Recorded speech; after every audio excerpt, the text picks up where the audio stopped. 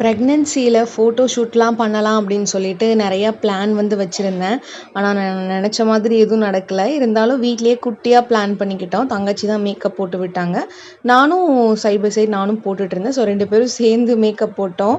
டக்குன்னு வந்துட்டு saree change பண்ணியாச்சு. இது வந்து என்னோடய என்கேஜ்மெண்ட்டுக்கு முன்னாடி நான் கட்டியிருந்த saree அம்மா வீட்டில் எடுத்து கொடுத்தது. ஸோ அதே போட்டுக்கலாம் அப்படின்னு சொல்லிட்டு அப்புறம் மேக்கப் முடிஞ்சதும் வீட்டுக்கு பக்கத்துலேயே இருக்க ஒரு சில லொக்கேஷனில் வந்துட்டு போயிட்டு நாங்கள் வந்து ஃபோட்டோ ஷூட்லாம் பண்ண ஆரம்பித்தோம். வீடியோஸ்லாம் எடுத்தோம்.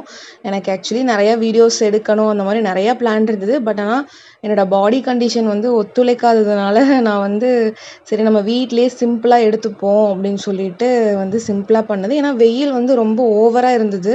என்னால் எங்கேயுமே போகணும் அந்த மாதிரி முடியல. ஃபிசிக்கலாகவும் முடியல, மென்டலியும் முடியல. ஸோ அதனால் வந்து நம்ம வீட்டிலேயே குட்டியாக ஒரு ஃபோட்டோ ஷூட் பண்ணிக்கலாம், வீடியோ ஷூட் பண்ணிக்கலாம் அப்படின்னு சொல்லிட்டு அன்னைக்கு நாள் வந்து அப்படி தான் போச்சு. ஸோ சிஸ்டர் வந்து லீவ் போட்டிருந்தாங்க. அவங்க ஹெல்ப்போட வந்து நான் வீடியோ எடுத்திருந்தேன். ஸோ அந்த வீடியோ வந்து அப்லோட் பண்ணியிருப்பேன். செக் பண்ணி பாருங்கள்.